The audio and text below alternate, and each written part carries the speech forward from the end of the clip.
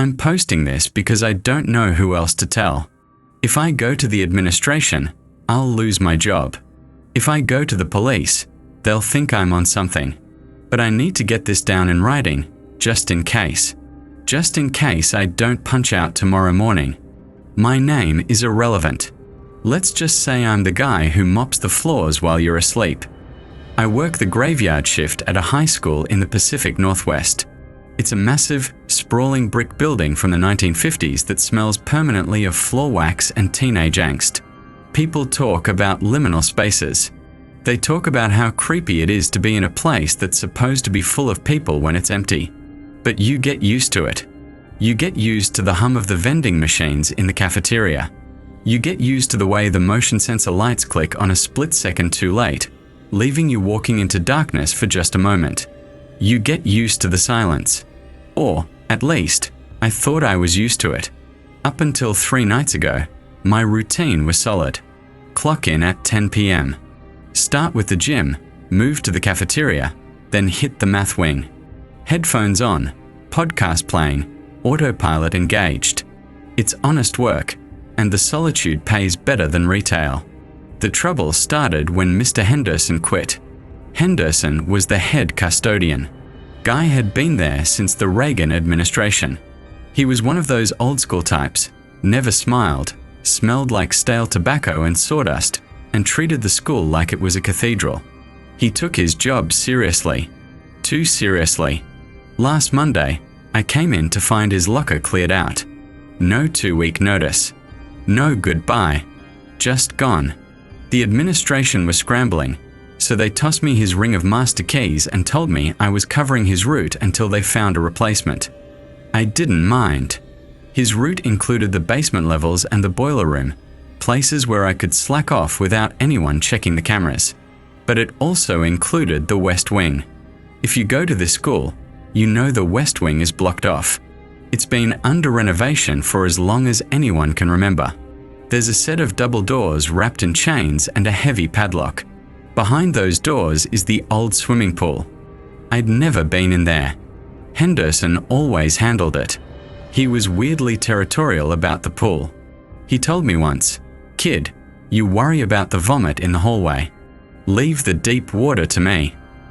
So, there I was, sitting in the break room, sorting through Henderson's massive keyring. It was heavy, a chaotic jingle of brass and steel. I was trying to figure out which key went to the supply closet when I found it. It wasn't on the main ring. It was taped to the inside of his locker door with layers of duct tape. It was a small, velvet pouch. Inside was a single, heavy iron key. It looked old. Not 1950s old. Older. The metal was pitted and black, cold to the touch. Colder than the room. Folded up inside the pouch with the key was a piece of yellow legal pad paper. It was stained with oil and what looked uncomfortably like dried blood. I unfolded it. Henderson's handwriting was jagged, pressed so hard into the paper it had nearly torn through. It was titled, "Protocol for the West Wing Pool." I chuckled. Of course. Henderson and his protocols.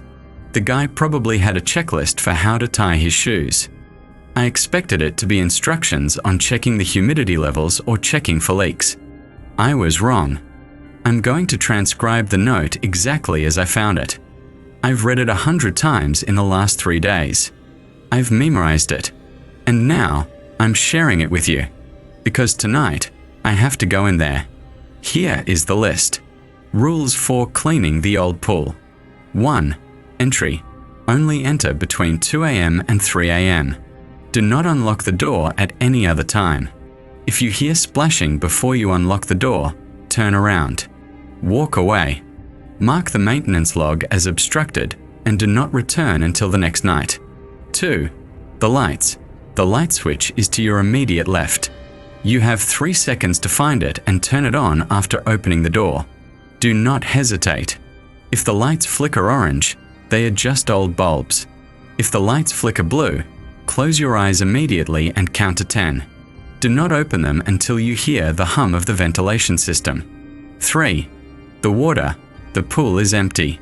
It has been drained since 1998. If you look into the pool and see water, do not acknowledge it. Do not look at your reflection. Proceed to clean the bleachers. If the water looks black, leave immediately. Lock the door. Burn your clothes. 4. The swimmer. You may see a figure sitting on the edge of the deep end. He will be wearing a red swim cap. He is not real. Do not speak to him. Do not look directly at his face. If he asks you for a towel, apologize politely, say you are out of stock, and continue mopping. If he asks you for the time, do not answer. He wants to know how much time you have left. 5. The whistle. If you hear a coach's whistle, stop whatever you are doing. Stand perfectly still. Hold your breath. The acoustics in the pool room are tricky. Something is listening for the sound of your lungs expanding. Wait for the locker room door to slam shut before you move again. 6. The drain. Never walk over the drain in the center of the pool floor, even if the pool is empty. The grate is loose. That is the official reason. The real reason is that the darkness down there is not just a shadow. It pulls. 7. The lifeguard chair. The tall white chair must always face the shallow end. If you enter the room and the chair is facing the wall, turn it around immediately. If the chair is facing the door you just walked through, get out. You have already been seen. 8. Graffiti. You will find graffiti on the tiles. Help me. It's cold. Let us out. Do not scrub these off. They are not graffiti. They are warnings from the structure itself. Cleaning them off insults the building. 9. Exit. When you leave, back out of the room. Keep your eyes on the deep end until the door is closed. Lock it. Jiggle the handle 3 times. If you hear a wet slap against the other side of the door after you lock it, do not run. Walk calmly. Running triggers their predatory instinct. I sat there in the break room, the fluorescent lights buzzing overhead, staring at this piece of paper. My first instinct was that Henderson was hazing me from beyond the grave of his career. A final screw you to the new guy. It had to be a joke. If he asks for the time. If the lights flicker blue. It was ridiculous. It was the kind of stuff you read on creepy forums at 3 in the morning, not something you find taped in a janitor's locker. But then I looked at the key again. It was heavy. It felt wrong in my hand. It felt like it was absorbing the heat from my skin. And I remembered the West Wing doors. I remembered walking past them a few weeks ago and hearing a sound. At the time, I thought it was just the pipe settling. Old buildings make noise. But now, thinking back, it didn't sound like pipes. It sounded like wet footsteps on tile. Slap, slap, slap. I looked at the clock on the break room wall. It was 1:45 a.m. According to Henderson's protocol, the window of entry opened in 15 minutes. I'm a rational guy. I don't believe in ghosts. I don't believe in monsters. I believe in minimum wage and paying my rent. If I didn't clean that pool, the administration would know. They'd see the dust, the grime. I'd get written up, maybe fired. I grabbed my mop bucket. I grabbed the heavy iron key. I walked down the main hallway, the wheels of my bucket squeaking echoing through the empty school. The shadows stretched out long and thin, reaching for me from the open classroom doors. I reached the chained double doors of the West Wing. The chains were just for show, draped over the handles to look intimidating. The padlock wasn't actually latched. Henderson must have left it that way. I pulled the chains aside. They rattled, the sound like a gunshot in the silence. I put the iron key into the lock. It fit perfectly. It turned with a smooth, heavy thunk that vibrated up my arm. I checked my watch. 2 a.m. exactly. I pushed the door open. The air that hit me was cold, freezing, and it didn't smell like dust or mold. It smelled of chlorine. Strong, burning chlorine. I took a step inside. My hand fumbled for the light switch on the left. 1. I couldn't feel the switch. The wall was slimy. 2. I waved my hand frantically. Darkness pressed against my eyes. I could hear a low, rhythmic lapping sound, like water hitting the edge of a pool. 3. My finger hit the plastic switch. I flicked it up. The lights buzzed to life. They didn't flicker orange. They flickered blue. I'm writing this on my phone, hiding in the supply closet of the math wing. I did exactly what the note said. I closed my eyes and counted. I waited for the ventilation hum. When I opened them, the lights were a sickly, buzzing yellow. But I saw it, just for a second, before I shut my eyes. The pool wasn't empty. The water was black, ink black, and perfectly still. And the lifeguard chair, it was facing the door. I have to go back. I left my mop bucket in there. If I don't get it, they'll know I was there. They'll know I failed. But I can still hear it, even from here, across the school. Whistle, whistle. I think the coach wants everyone in the water. I stayed in that closet for 19 minutes. I know, because I watched the seconds tick by on my phone screen, my thumb hovering over the emergency call button until the backlight timed out and plunged me into darkness again. 19 minutes of silence. The whistling had stopped. Reason is a funny thing. When adrenaline fades, logic tries to crawl back into the driver's seat, even when the car is already totaled. I sat there, breathing in the smell of dry erase markers and floor wax, and I started to feel stupid. I'm a grown man hiding in a cupboard because of a trick of the light and some bad plumbing. That's what I told myself. The black water.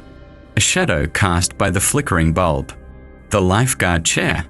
Maybe Henderson left it that way, and I just hadn't noticed it immediately. The whistle? Probably wind whistling through a cracked window in the gym. But then I thought about the bucket. It was a bright yellow commercial mop bucket, issued by the district. It had a barcode on the side. If I showed up tomorrow without it, the inventory check would flag it. Henderson's replacement loses equipment on day 3. I'd be back to scanning groceries or scrubbing dishes at the diner by noon. I couldn't afford that. My rent is due on the 1st, and my landlord doesn't accept haunted swimming pool as an excuse for late payment. I checked the time. 2:24 a.m. I still had 36 minutes within the safe window. If Henderson's rules were real, I was safe as long as I followed them. If they were fake, I was just an idiot who left his gear in an empty room. Either way, the solution was the same. Go back. Get the bucket.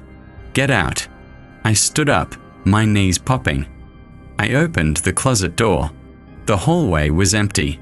The silence of the school felt heavier now, like the air pressure had dropped before a storm.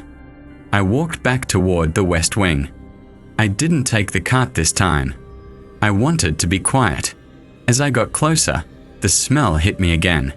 Chlorine. But this time, it was mixed with something else. Something earthy and rot-sweet, like wet leaves decomposing at the bottom of a gutter. I reached the double doors. I had left them slightly ajar in my panic. I peered through the gap. The lights were still on.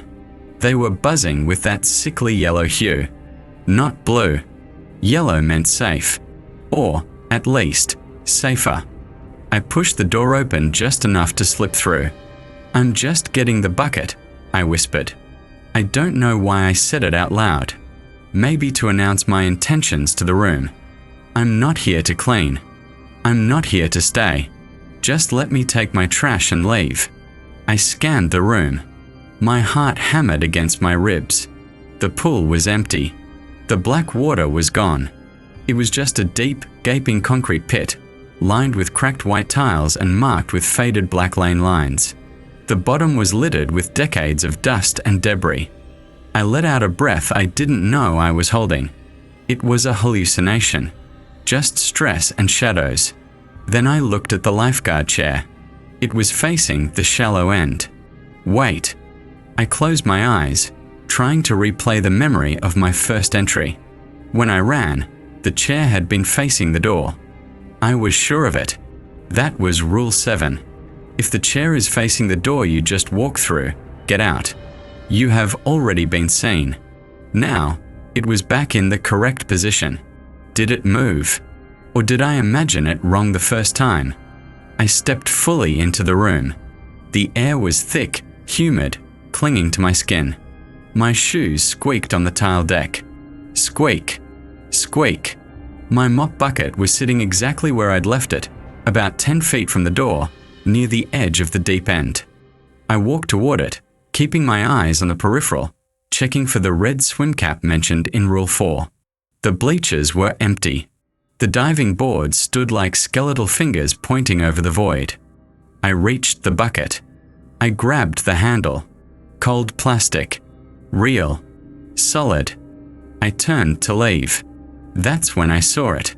On the floor, right next to where the bucket had been sitting, was a piece of paper. It wasn't legal pad paper like Henderson's note. It was a sheet of standard printer paper, the kind we use in the copier room. It was taped to the white tiles with clear Scotch tape. And it was wet.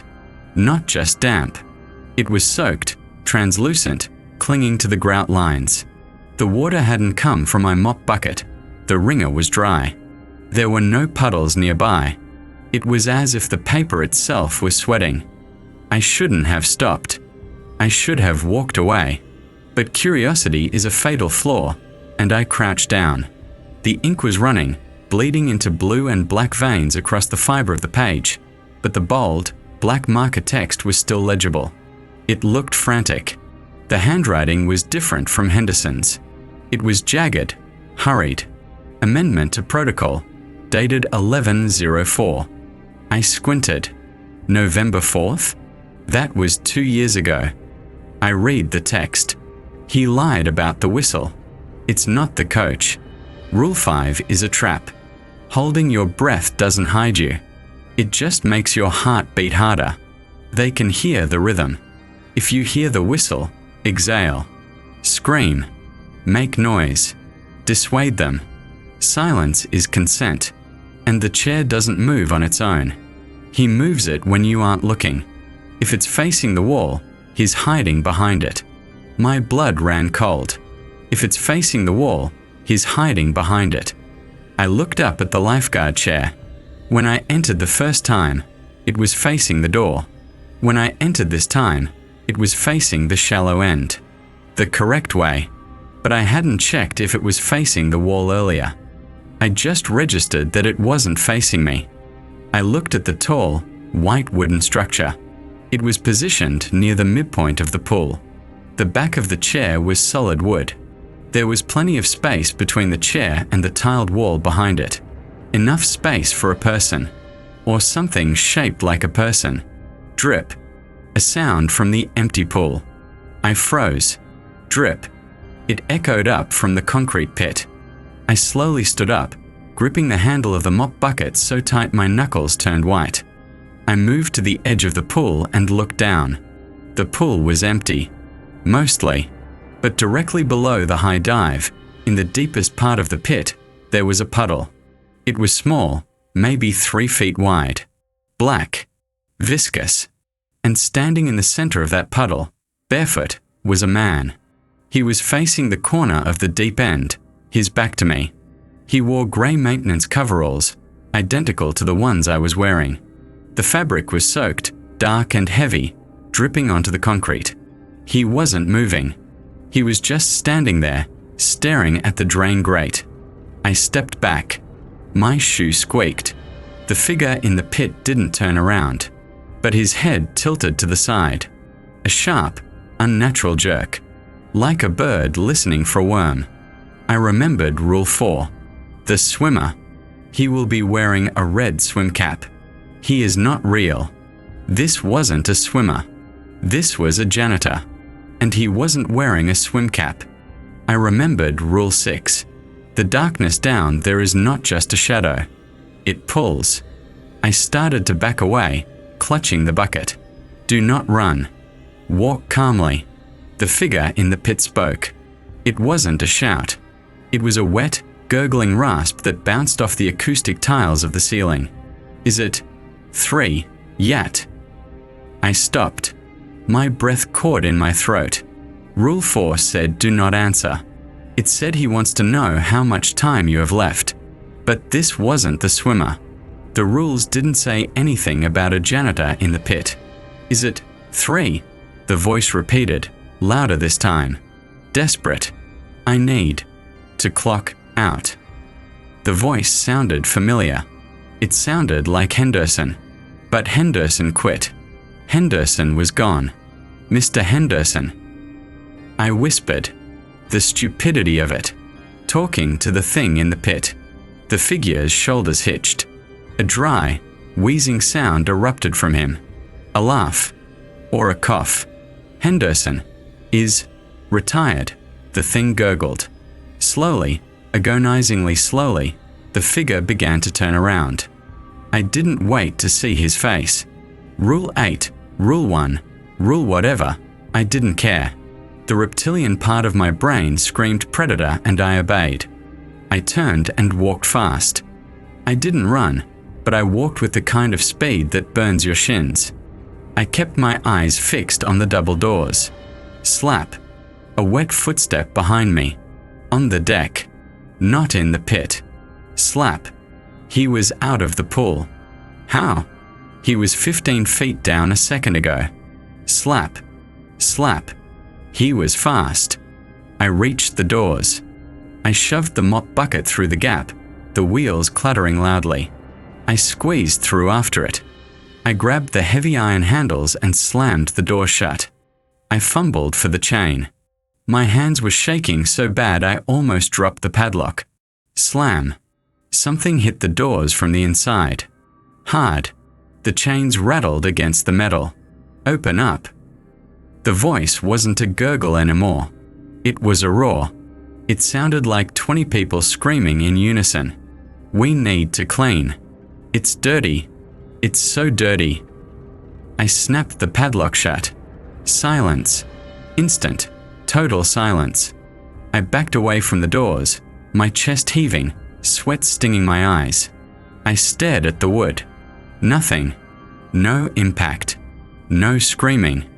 I looked down at the mop bucket I had rescued. The water inside the yellow ringer bucket was swaying gently. I hadn't filled it. I had brought it empty from the closet to the pool and back, but now it was full to the brim.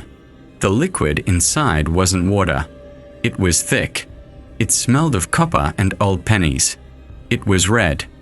I reached into my pocket for the velvet pouch, my fingers brushing against the cold iron key.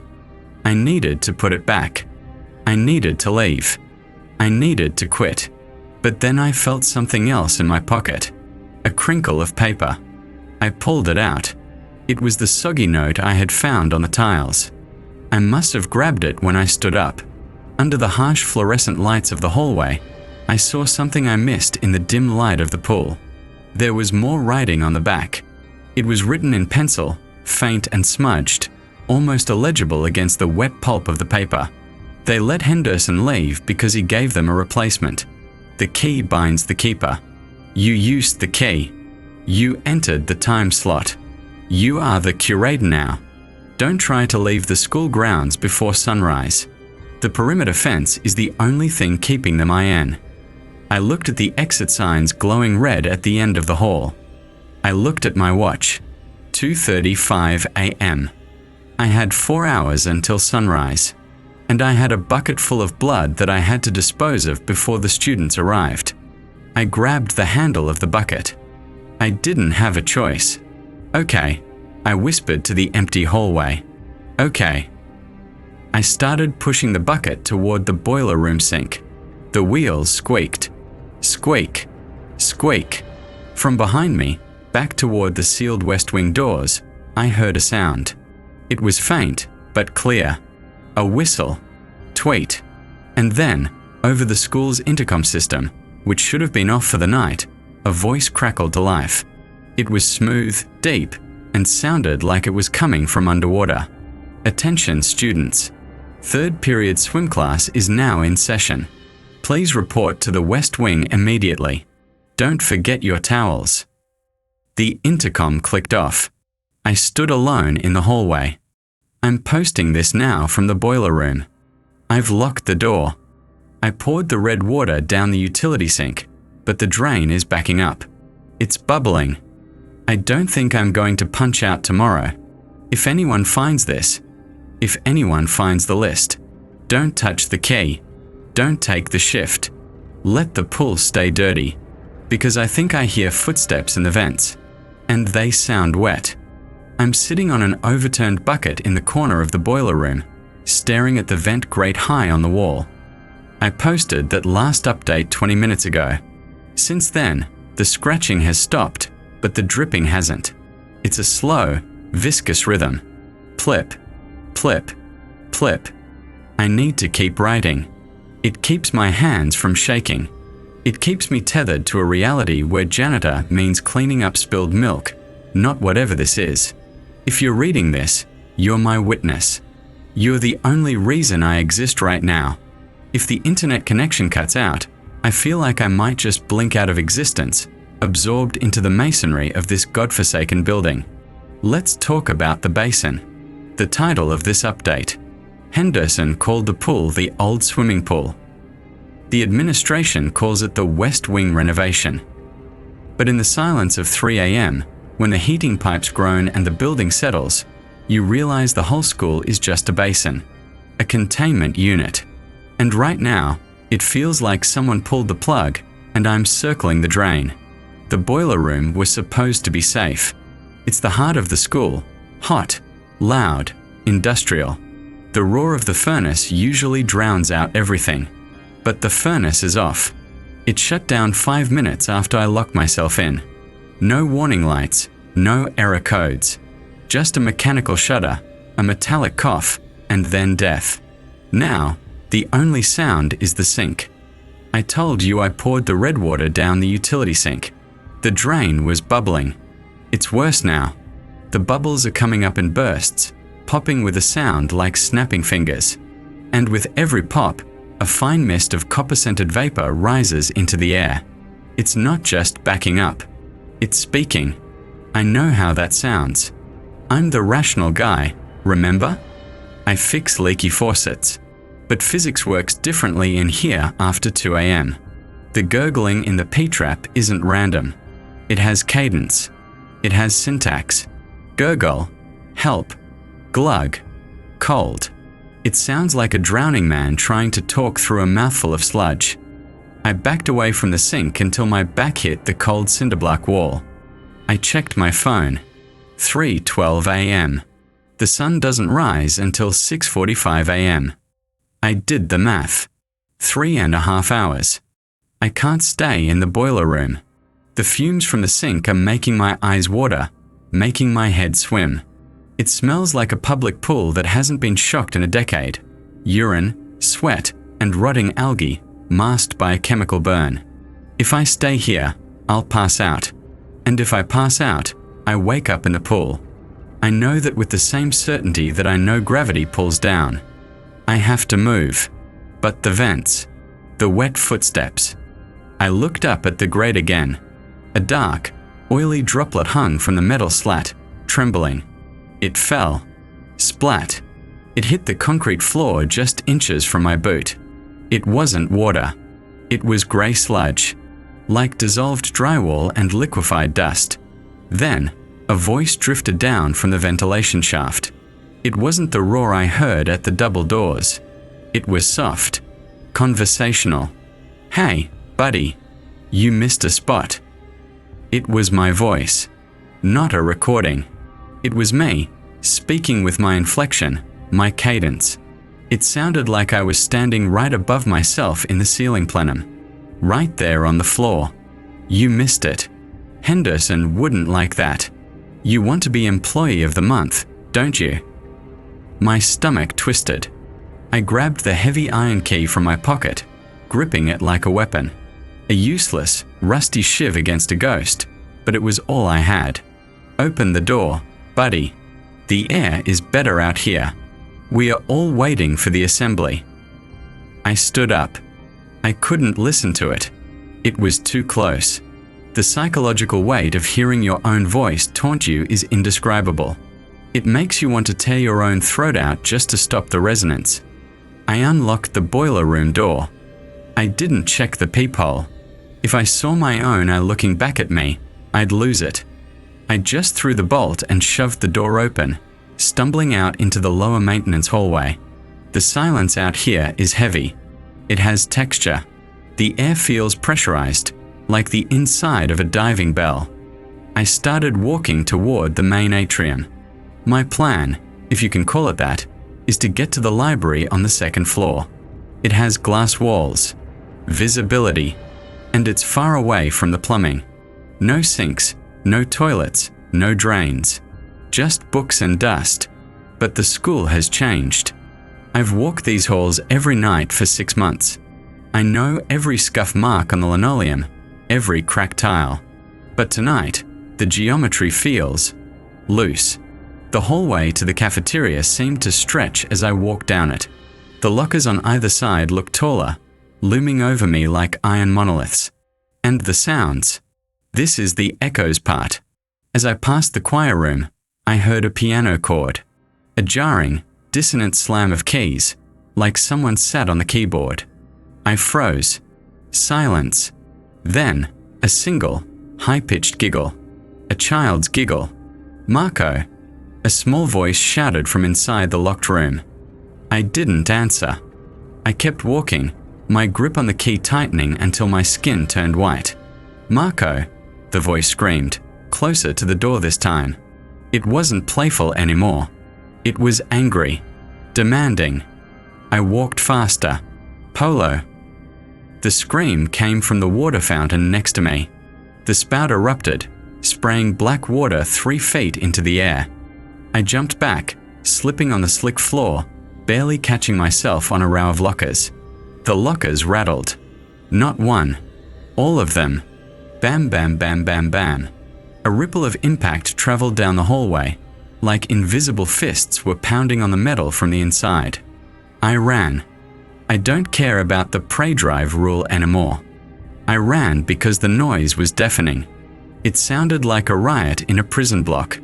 I sprinted past the trophy cases, past the mural of the school mascot, a tiger that looked like its eyes were following me, leaking black tears, and burst into the main atrium. I stopped, gasping for air. The atrium is huge. High ceilings, skylights, a grand staircase leading up to the library. It was dead silent here. The chaos of the hallway cut off instantly the moment I crossed the threshold. But it wasn't empty. Standing in the center of the atrium, directly under the faint moonlight filtering through the skylights, was the mop bucket. My mop bucket. The one I left in the boiler room. The one with the red water. It was sitting there, waiting for me. And the floor around it was wet. Words were written in the water on the polished terrazzo floor. Massive, sweeping letters painted with a mop. Clean up on aisle 4. I stared at it. I felt a laugh bubbling up in my chest, a hysterical, jagged thing. Aisle 4. This is a high school, not a grocery store. The entity, whatever it is confused. It's mixing up its horror tropes. Or maybe it's mocking me. Maybe it knows I worked at a supermarket before this. I skirted around the perimeter of the room, keeping my back to the wall, eyes fixed on the bucket. I expected it to move. To lunge. It didn't. It just sat there, a bright yellow plastic sentinel. I reached the stairs and started climbing, taking them 2 at a time.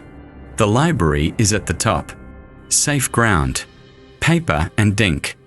I pushed through the library doors and the smell hit me. Old paper. Glue. And ozone. Like a thunderstorm. I locked the doors behind me. I wedged a chair under the handle. Then I retreated to the back corner, near the reference section, where I could see the whole room. I sat on the floor, my back against a shelf of encyclopedias. I needed to think. I took out the amendment note again. The wet one. The key binds the keeper. You are the curator now. What does a curator do? They take care of things. They preserve things. I looked at the iron key in my hand. It was vibrating. A low, constant hum that made my bones ache. It wasn't just a key. It was a battery. Or a magnet. And then I saw the computer. The librarian's desk is in the center of the room. The computer monitor was on. That shouldn't be possible.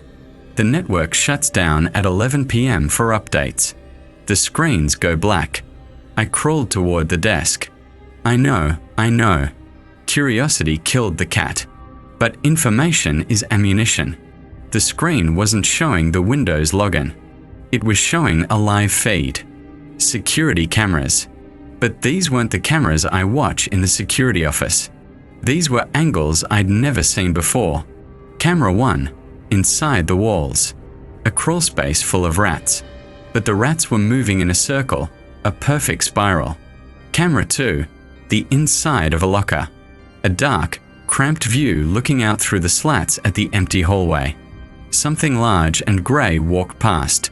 Camera 3, the West Wing pool. I leaned in, my breath fogging the air. The pool on the screen wasn't empty. It was full. The water was shimmering, beautiful, lit by underwater lights that cast a calm turquoise glow. And there were people in it. Dozens of them. Teenagers. Adults. All floating face down. Motionless. They bobbed gently in the current of the filtration system. And sitting on the lifeguard chair, looking directly into the security camera lens, was Henderson. He looked wrong. His skin was bloated, pale, and translucent, like a deep-sea fish. His eyes were gone, replaced by dark, dripping hollows. He was holding a clipboard. He raised a hand and pointed. Not at the pool.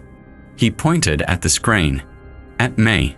Then, text began to scroll across the bottom of the feed, like a news ticker. Overdue books. 1. Biology textbook. 2. The Great Gatsby.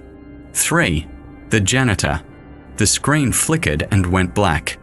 I scrambled back from the desk, my heart hammering against my ribs like a trapped bird. The Janitor. I am an overdue book. I am property of the library. Property of the school. I scrambled back to my corner, grabbing a heavy book off the shelf, a dictionary, holding it to my chest like a shield. That's when I heard the whistling again. Tweet. It wasn't coming from the intercom this time.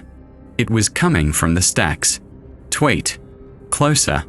In the fiction section. Tweet. Non-fiction.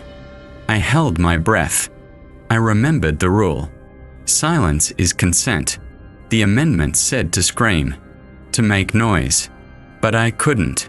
Fear had paralyzed my vocal cords. I opened my mouth and nothing came out but a dry rasp. A book fell off the shelf at the other end of the aisle. Thump. Then another. Thump. Something was walking down the aisle, knocking books off as it passed. But I couldn't see it. The aisle was empty. I could see all the way down to the end. Thump. Thump. Thump. Invisible. No, not invisible. I squinted. The air was shimmering, like heat haze on asphalt, a distortion in the shape of a man, a camouflage made of silence and bent light. It was coming right for me. I did the only thing I could think of. I threw the dictionary. It flew through the air and hit the distortion with a wet thud. The air ripple stopped. The dictionary didn't fall to the floor. It hovered there, suspended in midair, pressed against the chest of the unseen thing. Then, slowly, the dictionary began to absorb moisture. The cover wrinkled. The pages swelled. Water dripped from the binding. A voice whispered, right in front of my face. It smelled of stagnant water. "H. This is a library." I scrambled sideways, knocking over a cart of returned books. The crash was thunderous. I ran toward the emergency exit at the back of the library. It leads to the roof access stairwell. I hit the push bar.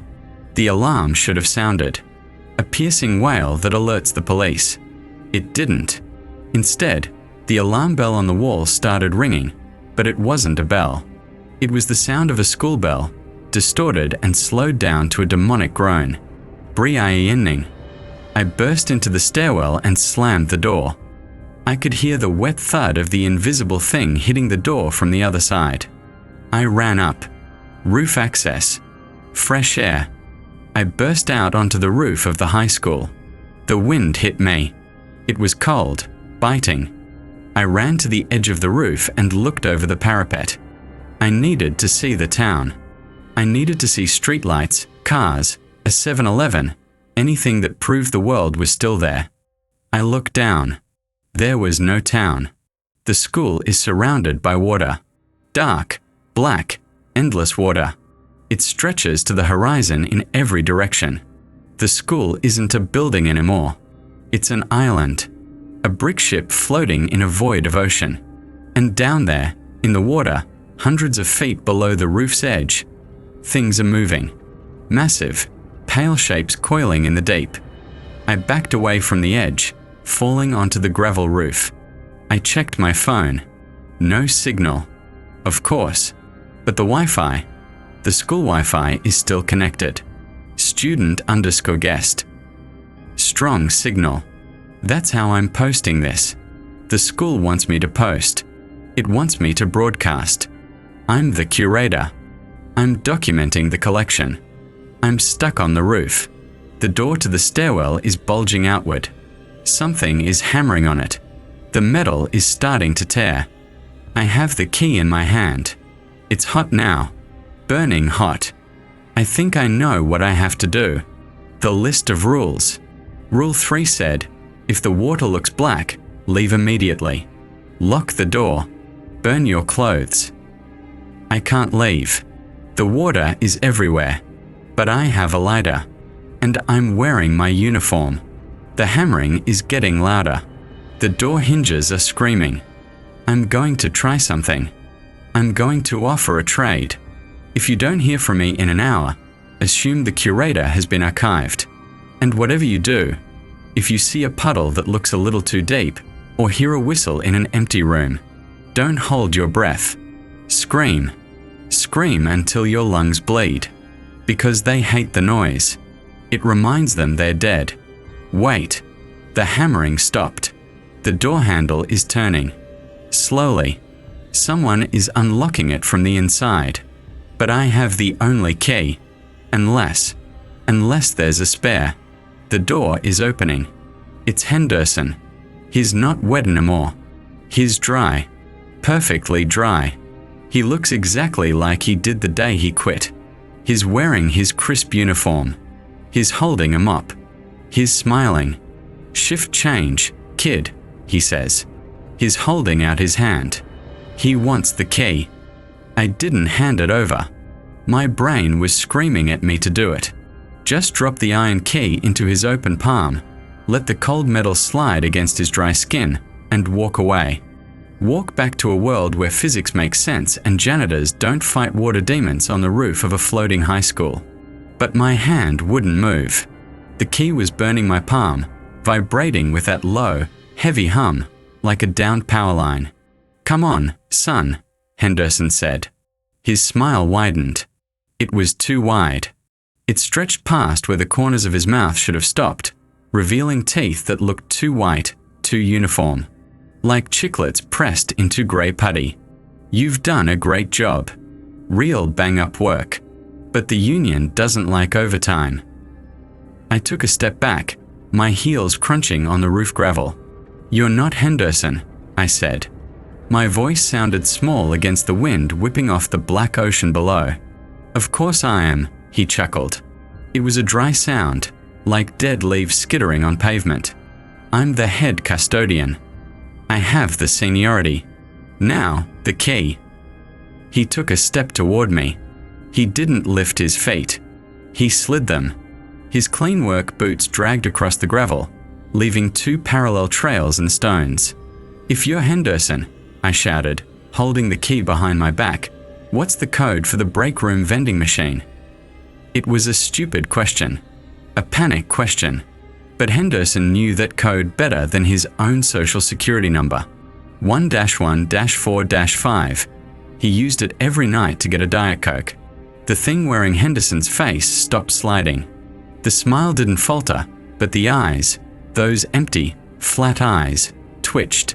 The code, the thing said, its voice dropping an octave, becoming that wet, gurgling rasp I'd heard in the pool, is irrelevant. The protocol has changed. You're not him. I gripped the key tighter. You're the thing from the pit. You're the blockage. The smile vanished. Instantly, his face went slack, drooping like melting wax. Blockage, it hissed. The door to the stairwell, which Henderson had just opened, began to vibrate. It wasn't the metallic rattle of the wind. It was a deep, structural shudder. I could feel it through the soles of my shoes. The roof deck was trembling. Then came the sound. If you've ever been in a house when the main sewer line backs up, you know the sound. It's a deep, subterranean thump, followed by a rush of air and liquid. Multiply that by 1,000. Glug. The sound came from the open stairwell door behind Henderson. It was massive. It sounded like the throat of a giant swallowing a boulder. No, the Henderson thing whispered. He looked back at the door, and for the first time, I saw fear on his artificial face. Not yet. I haven't cleared the obstruction. I'm the obstruction, I realized aloud. The key. You can't flush the building while I have the key. Glug. Glug. The sound was wetter now. Closer. It was climbing the stairs. A smell wafted out of the doorway. It hit me like a physical blow, a concentrated blast of sulfur, raw sewage, and that sickly sweet scent of rotting flowers. Give it to me. Henderson screamed. He lunged. He moved impossibly fast, his limbs snapping out like hydraulic pistons. His cold hand clamped around my throat. He lifted me off the ground, my feet dangling over the gravel. Give me the key. It's coming up. I gagged, clawing at his wrist. His skin felt like wet dough. My fingers sank into it. Drop it, he shrieked, spitting clear, viscous fluid into my face. Drop it or we both go down. I couldn't breathe. Black spots danced in my vision. I raised my right hand, the iron key clenched in a fist, and I did the only thing I could think of. I jammed the burning hot key into his eye socket. There was no blood, just a hiss of steam. Henderson shrieked, a sound like metal tearing, and dropped me. I hit the gravel hard, gasping for air. I scrambled backward on my elbows, away from him. He was clutching his face, his body convulsing. And then, he started to lose cohesion. His uniform darkened, turning wet and heavy. His shape slumped. He wasn't a man anymore. He was a pile of grey sludge, a collection of dust bunnies and grime trying to hold a human shape. And then, the stairwell exploded. It wasn't fire. It was pressure. A geyser of black sludge erupted from the open door, blasting the dissolving Henderson thing off his feet. The force of it was terrifying. It shot 20 feet into the air, a fountain of filth against the night sky. It rained down on the roof. Thick, oily drops splattered against my uniform, burning cold. I scrambled to my feet, slipping on the slick roof membrane. The geyser subsided into a steady, pulsing flow. The sludge was pouring out of the doorway, flooding the roof. It was moving with purpose. And inside the flow, things were surfacing. I saw a sneaker, a red Converse. I saw a geometry textbook, its pages bloated. I saw a hall pass attached to a block of wood. And then I saw the hair. Long, dark strands of hair, matting together, clogging the flow. Clumps of it the size of tumbleweeds rolled out of the stairwell darkness. The Henderson puddle had washed away, swept over the edge of the roof into the ocean below. Now it was just me and the rising tide of the school's rejected waste. I ran to the far edge of the roof, the furthest point from the stairwell. The sludge was spreading fast. It wasn't acting like water. It was viscous, piling up on itself, creating a wall of black gelatin that inched toward me. And from the center of the stairwell door, something was trying to push through. It was stuck. Two massive, pale hands gripped the doorframe from the inside. They were huge, fingers the size of my forearm, stripped of skin, showing raw red muscle and white bone. They pulled. The metal doorframe groaned and bent. Crunch. The masonry around the door cracked. A head began to squeeze through the opening. I screamed. I couldn't help it. Rule or no rule, silence was impossible. The head was an amalgamation. It looked like someone had taken 100 different faces and melted them together in a kill. Eyes were in the wrong places.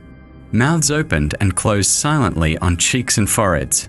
It was wet, slick with the black oil, and it smelled of ancient, stagnant water.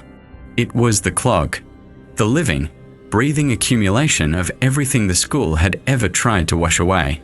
One of the mouths on the massive, misshapen head opened. It was near the chin, filled with jagged, broken teeth. Curator. It gurgled. The voice shook the fillings in my teeth. The sludge wall was 10 feet away from me. I was backed against the parapet. Behind me, a 1,000-foot drop into a black ocean. In front of me, a literal wall of nightmare. I looked at the key in my hand. It was glowing now. A dull, angry red light pulsed from the iron. The key binds the keeper.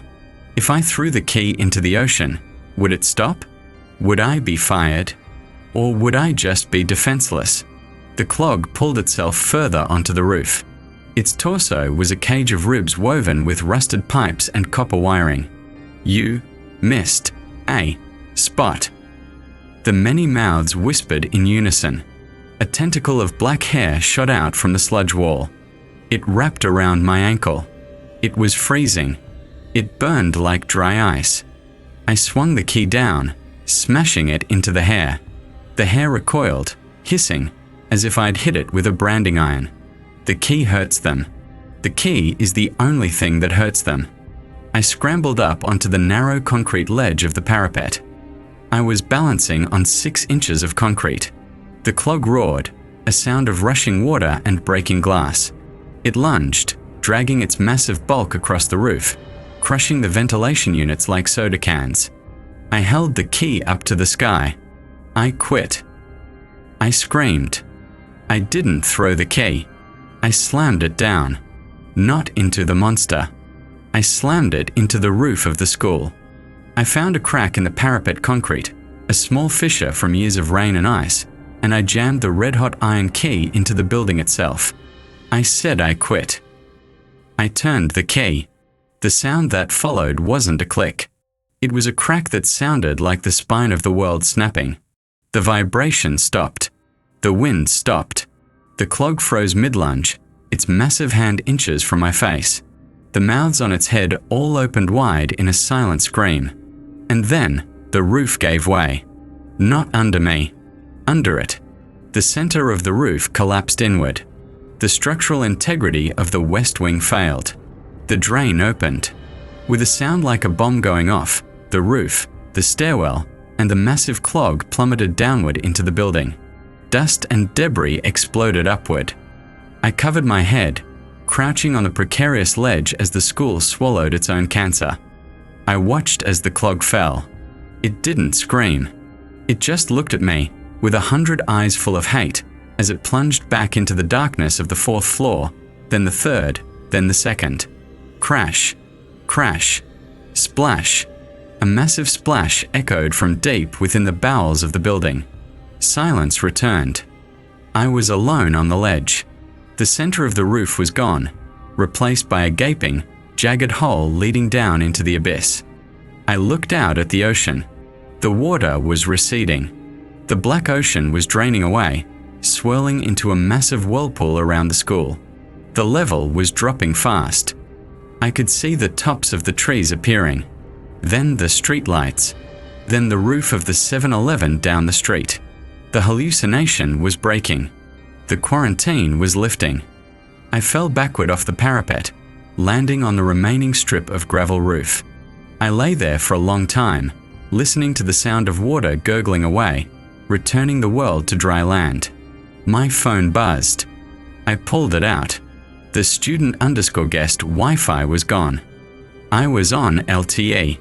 One new notification. An email. From the school district administration.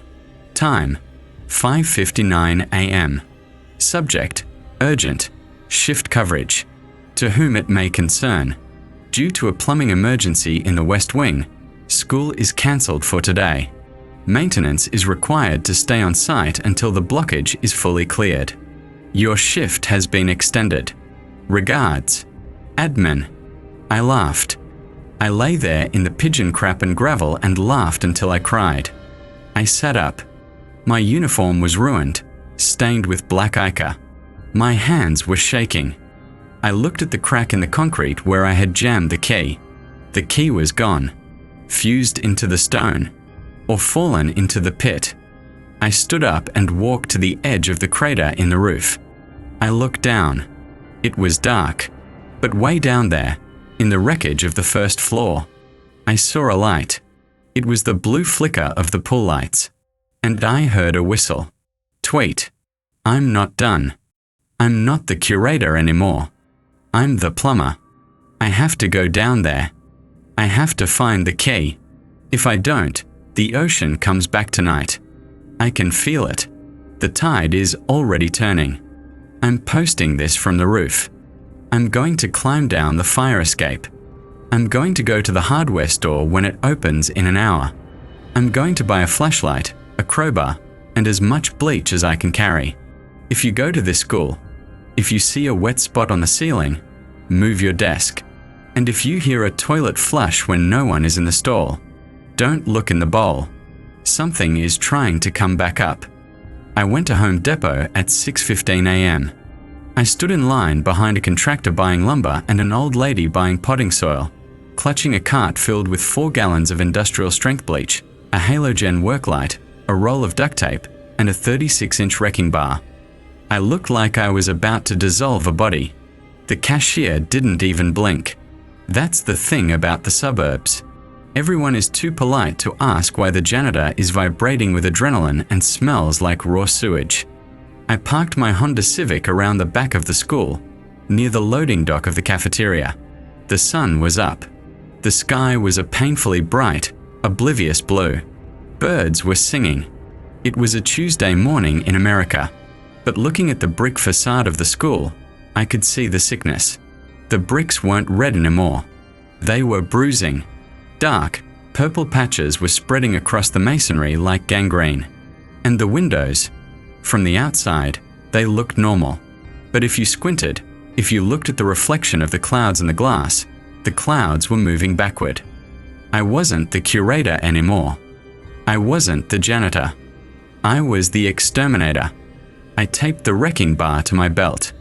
I poured the bleach into a pressurized garden sprayer I'd picked up in aisle 12. I pumped the handle until the plastic tank hissed. I unlocked the loading dock doors. The air pressure change popped my ears instantly. The silence rushed out to meet me, sucking the bird song and the traffic noise right out of the world. I stepped inside.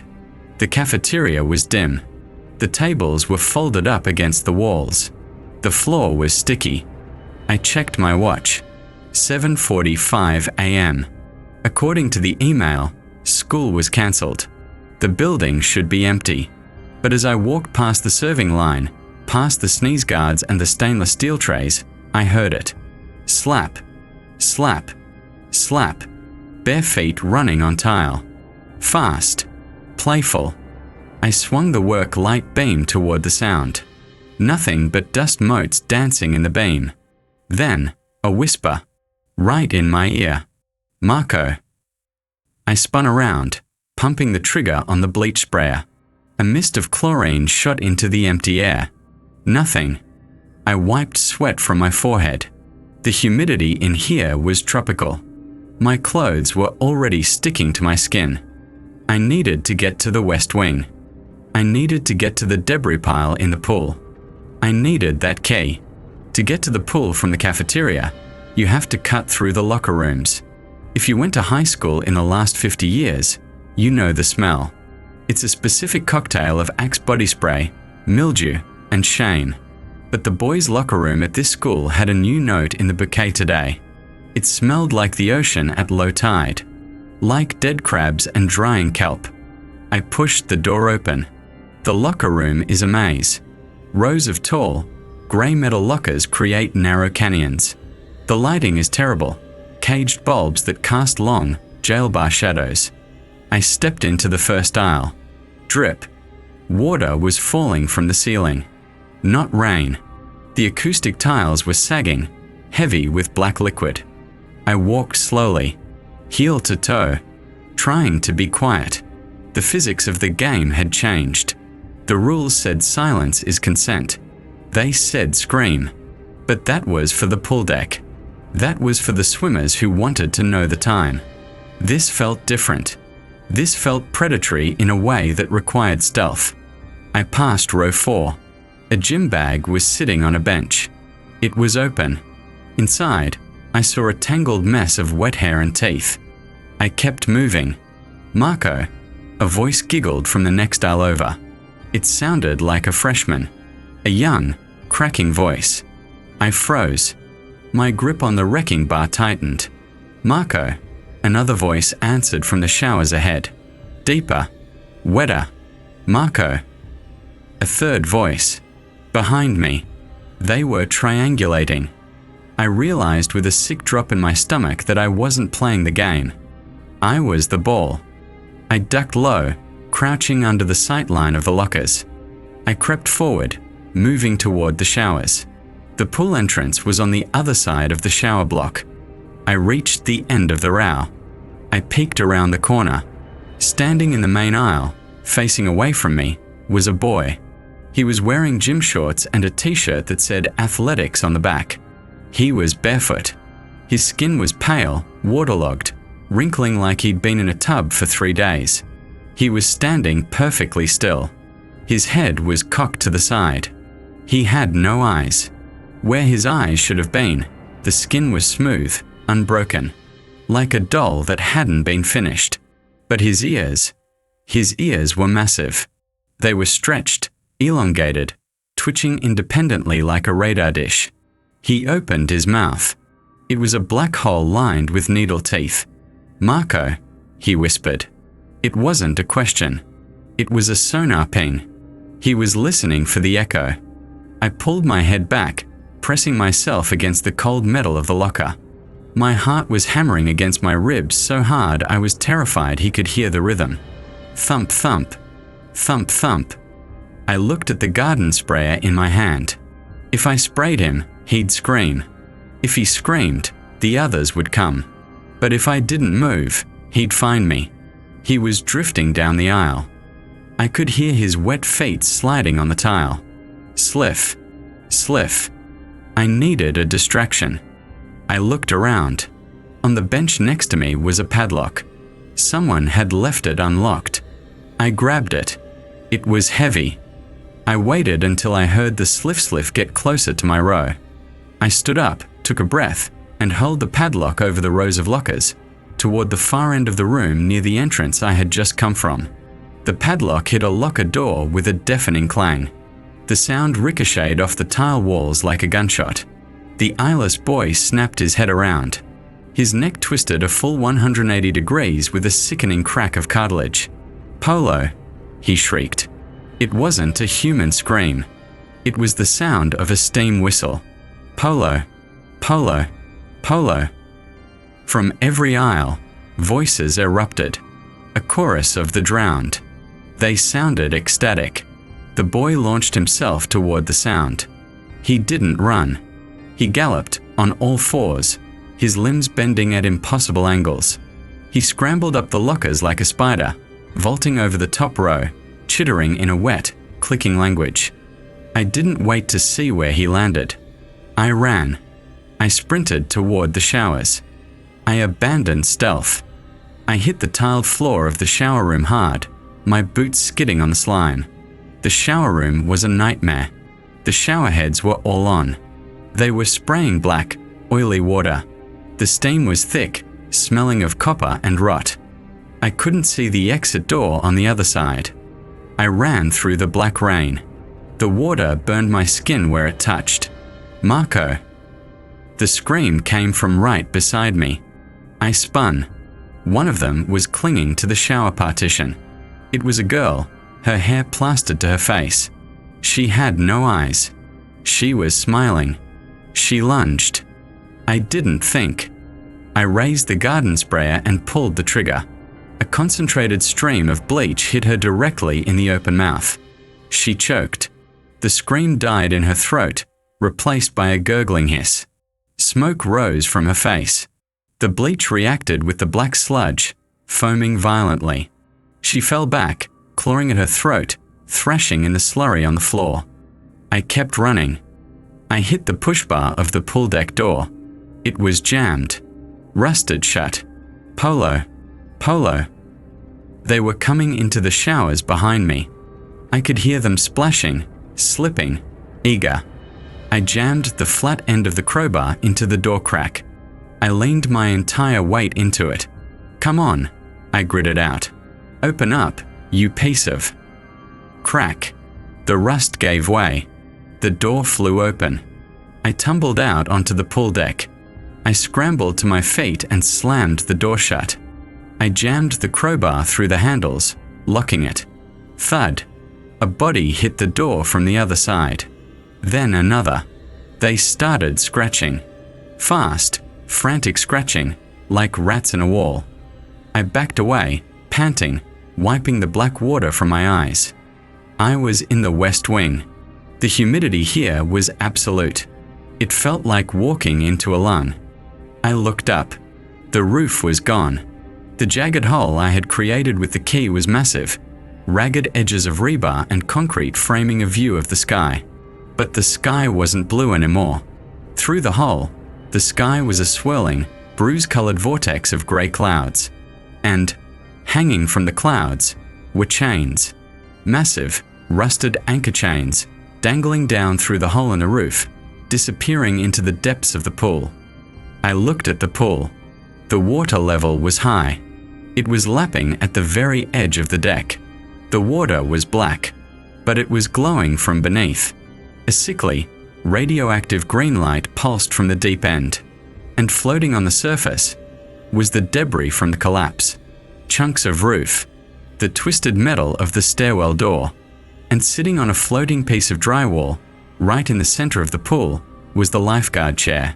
It had survived the fall, and it was occupied. Sitting in the chair was a figure wearing a red swim cap. He was facing away from me, looking toward the deep end. Rule 4, the swimmer. He is not real. Do not speak to him. I scanned the room. I needed the key. Where would it be? I jammed it into the parapet. The parapet collapsed inward. It would be in the rubble. The rubble pile was underwater. I walked to the edge of the shallow end. The water was clear enough here to see the bottom steps. There, glittering in the green light, about 4 feet down, was a glint of iron. The key. It was resting on the second step. Easy reach. I took a step toward the water. Tweet. The whistle cut through the air. The figure in the lifeguard chair stood up. He didn't turn around. He just stood there, balancing perfectly on the floating debris. No running on the deck, the coach's voice boomed. It came from everywhere. The walls, the water, the inside of my own skull. I froze. And no diving in the shallow end. The water in the shallow end began to bubble. The key moved. It didn't slide. It was pulled. It dragged across the concrete step, scraping loudly, and vanished into the darkness of the drop-off. It was heading for the deep end. "You have got to be kidding me," I whispered. The figure in the red swim cap slowly turned around. It didn't have a face. It had a speaker. A rusted, metal PA speaker bolted into the flesh of its neck. "Marco," the speaker crackled. Static fuzz. I looked at the deep end. The green glow was pulsing faster. The key was down there. If I didn't get it, I was trapped here with the blind things in the locker room and the speaker head in the pool. I had to go in. I dropped the bleach sprayer. It was empty anyway. I kept the duct tape. I don't know why. Survival instinct puts faith in adhesive. I walked to the edge of the deep end. The water looked thick, gelatinous. "Marco," the speaker head buzzed again. Louder. I looked at the thing on the chair. "Polo," I said. I didn't shout it. I said it with all the exhaustion of a man who just wants to go home and sleep for a week. Polo, you son of a bitch. I jumped. The cold hit me like a physical blow. It wasn't water. It was colder than ice. It felt like jumping into liquid nitrogen. It knocked the wind out of me instantly. I kicked downward, fighting the buoyancy. The green light was coming from the drain. The main drain at the bottom of the deep end. The grate was gone, and hovering just above the gaping black maw of the drain was the key. It was suspended in the current, spinning slowly. But it wasn't alone. Circling the drain, swimming in lazy, hypnotic loops, were the others. The real swimmers. They weren't like the ones in the locker room. These were fully formed. They wore varsity jackets and prom dresses and janitor uniforms. Their eyes were open. They were white, milky, unseeing. There were dozens of them. A silent, orbiting galaxy of the dead. I kicked harder. My lungs were burning. The pressure was immense. My ears popped. I reached out for the key. My fingers brushed the cold iron. A hand grabbed my ankle. It was icy. Strong. I looked down. One of the swimmers, a girl in a cheerleading uniform, had broken formation. She was looking up at me. Her milky eyes widened. She opened her mouth. Underwater, there should be silence.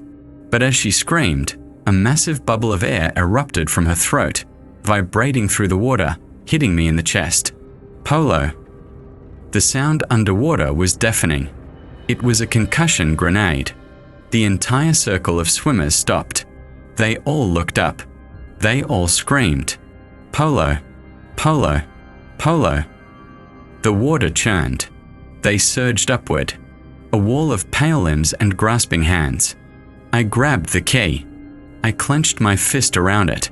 It was hot. Even in the freezing water, it seared my palm. The heat woke me up. It cut through the panic. I kicked the cheerleader in the face. She let go. I looked up at the surface. It seemed miles away. The green light was fading, replaced by the encroaching shadows of the swarm. I needed speed. I looked at the drain below me. The current was sucking in. Wait. Rule 6. The darkness down there is not just a shadow. It pulls. But if it pulls in, where does it go? Every pool has a filtration system, a surge tank. If I swam up, they'd tear me apart. There were too many of them. If I let the drain take me. I looked at the massive black hole. It was wide enough for a man. The swarm was closing in. Fingers brushed my boots. I made a choice. I tucked my knees to my chest. I curled into a ball. And I let the darkness pull. The suction grabbed me instantly. It was violent. It yanked me down, spinning me like a rag doll. I shot past the rim of the drain. The world went black. I was in the pipes. It was tight. My shoulders scraped against concrete and slime. I was moving fast, riding a torrent of freezing sludge. I held my breath. I held the key. I counted. 1, 2, 3. I slammed into something hard. A grate. A bend. No. A blockage. I was stuck. The water piled up behind me, crushing me against the obstruction. My lungs were screaming. My vision was graying out. I reached out with my free hand. I felt hair. Wet, matted hair. And cloth. I was stuck against a body. I pushed. It didn't move. I was going to drown in the plumbing of a haunted high school. Think. I had the key. The key binds the keeper. The key opens doors. I jammed the key into the mass of hair and rot in front of me. Open. I bubbled into the water. Open. The key pulsed. A shockwave of red light exploded from the iron. The blockage screamed. It wasn't a human scream. It was the sound of pipes groaning under pressure. The mass in front of me disintegrated. It blew apart into a cloud of ash and silt. The current caught me again. I shot forward. I was falling. I tumbled out of the pipe and hit water. But this water was warm. I thrashed to the surface, gasping, coughing up black bile. I wiped my eyes. I was treading water. I looked around. I wasn't in the pool. I wasn't in the surge tank. I was in a lake. A vast, underground lake. The ceiling was cavernous, lost in shadow, but I could see stalactites made of rusted pipes hanging down like jagged teeth. The water stretched out endlessly, calm and black. And in the distance, I saw an island. It wasn't an island. It was a desk. A massive, wooden teacher's desk, floating in the center of the lake. It was the size of an aircraft carrier. And sitting behind the desk was a giant.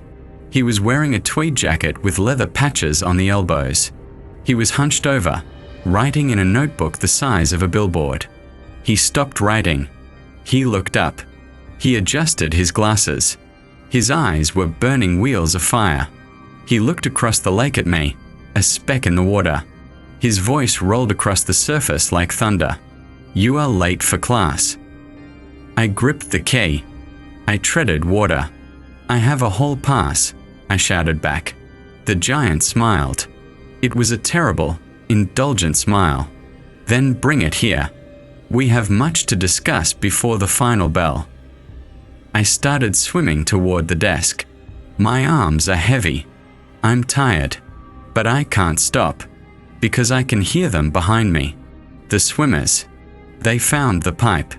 They're coming through. And they brought the coach. I'm posting this now. Voice to text, waterproof case. Signal is surprisingly good down here. I think I'm directly under the cell tower. Or maybe I am the signal now. If you don't hear from me, if you start hearing a lecture about history coming from your shower drain, don't listen. Put the plug in. Because the principal is in. And I think I'm about to get expelled. I swam. My arms felt like they were filled with wet concrete, and every kick sent a spike of burning agony up my calves. The water in this subterranean lake was thick, tasting of fountain pen ink and stale coffee. Behind me, the splashing was getting chaotic.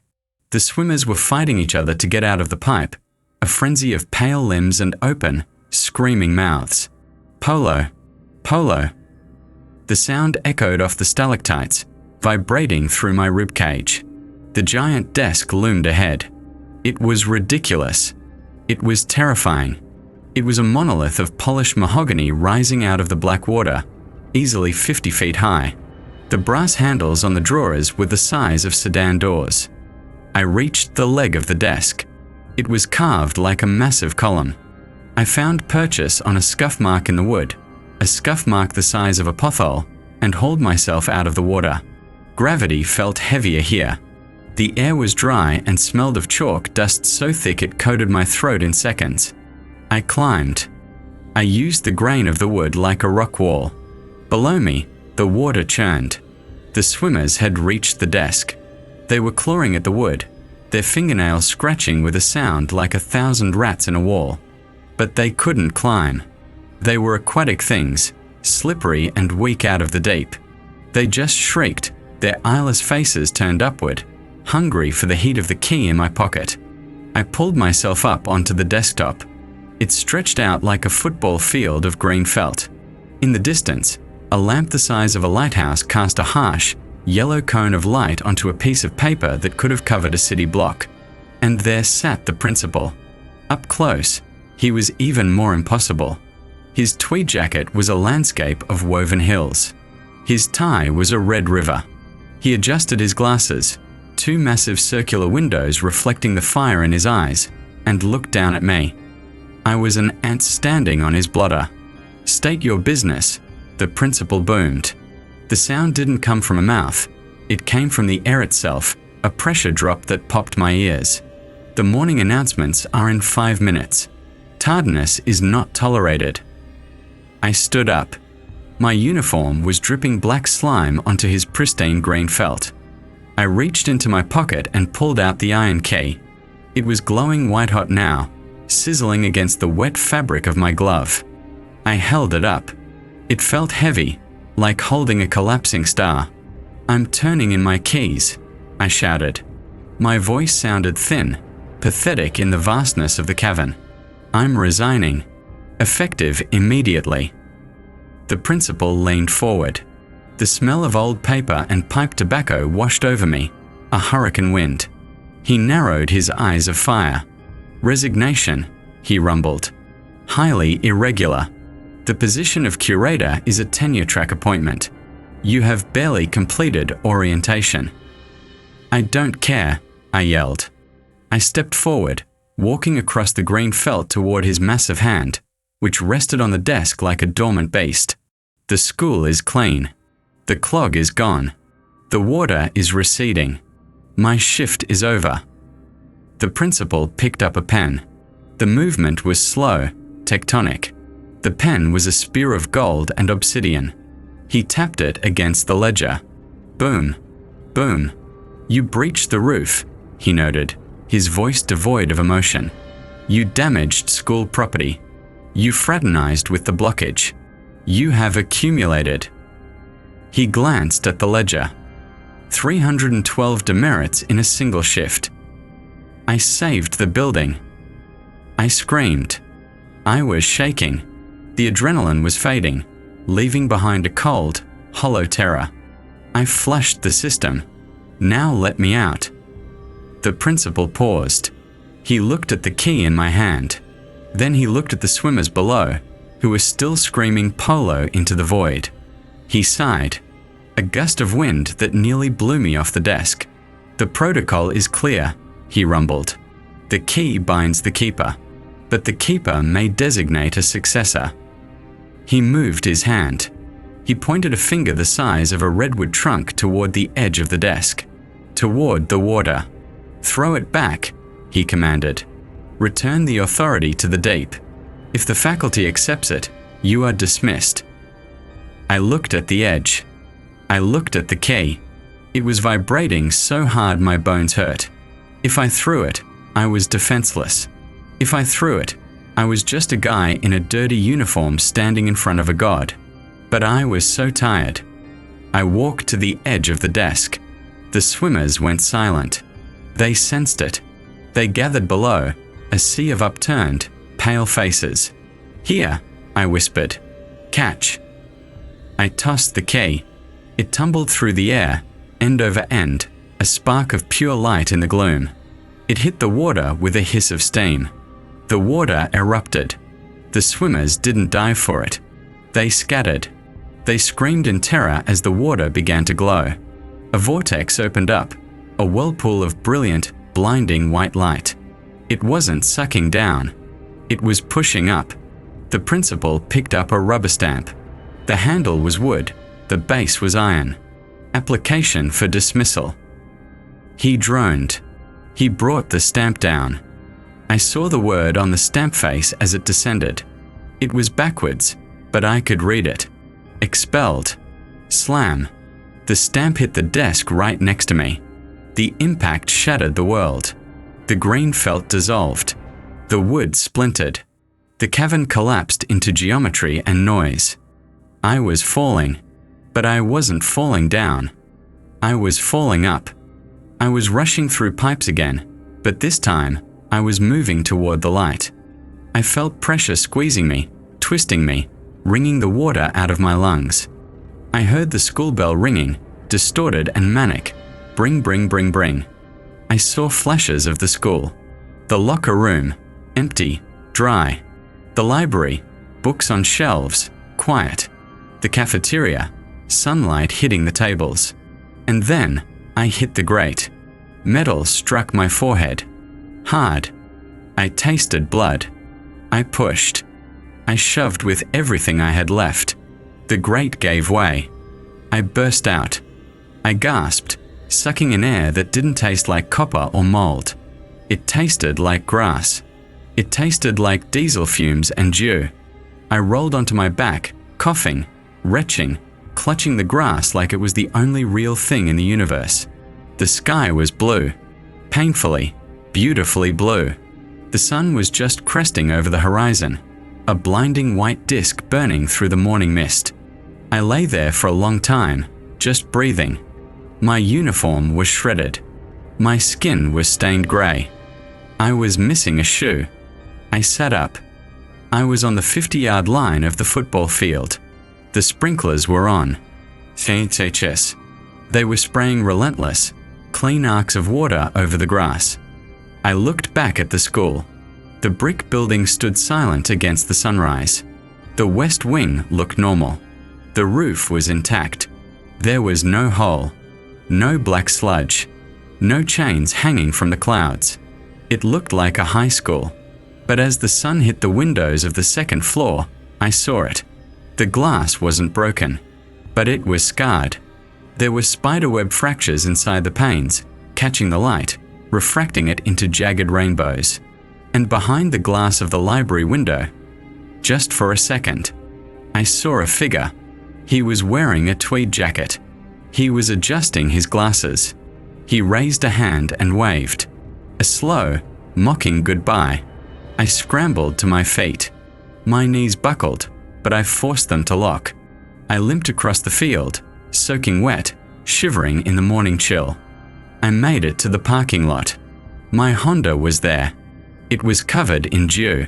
It looked like a spaceship. It looked like the most beautiful piece of machinery ever built. I fumbled for my car keys. Not the iron key. My keys. I got in. I locked the doors.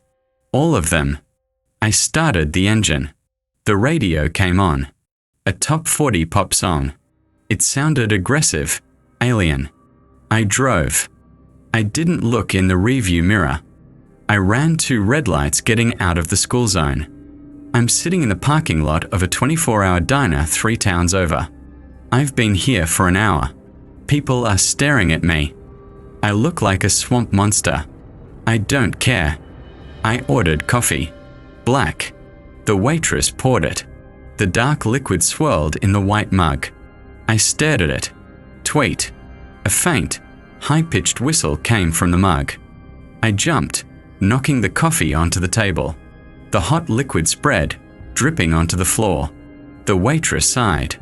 She pulled a rag from her apron. "Don't worry, hun," she said, her voice tired and raspy. "I'll clean it up." She leaned in to wipe the table. As she wiped, I saw her wrist. There was a bruise. A dark, purple bruise in the shape of a handprint. A large handprint. She caught me looking. She stopped wiping. She looked me dead in the eye. Her eyes were blue, but the pupils were rectangular, like a goat. Or a devil. "Rough shift?" she asked. I froze. She smiled. It was the Henderson smile. Too wide. Too many teeth. "You should get some sleep," she whispered. "The sun is up. The cracks are showing." She turned and walked back to the kitchen. Her shoes squeaked on the linoleum. Squeak. Squeak. I left a 20 on the table. I ran to my car. I'm writing this on my phone, watching the sunrise through my windshield. The glass is dirty. There's a crack in the corner I never noticed before. I'm not going back. I'm driving until I hit the desert. Somewhere dry. Somewhere with no pools, no pipes, no drains. But I still have the list. It's in my pocket, dried into a ball of pulp. And I remember Rule 9. If you hear a wet slap against the other side of the door after you lock it, do not run. Walk calmly. Running triggers their predatory instinct. There's a tapping on my car window. A slow, wet tapping. I'm not going to look. I'm just going to put the car in drive. And I'm going to drive into the sun until it burns the cold out of my bones. Goodbye.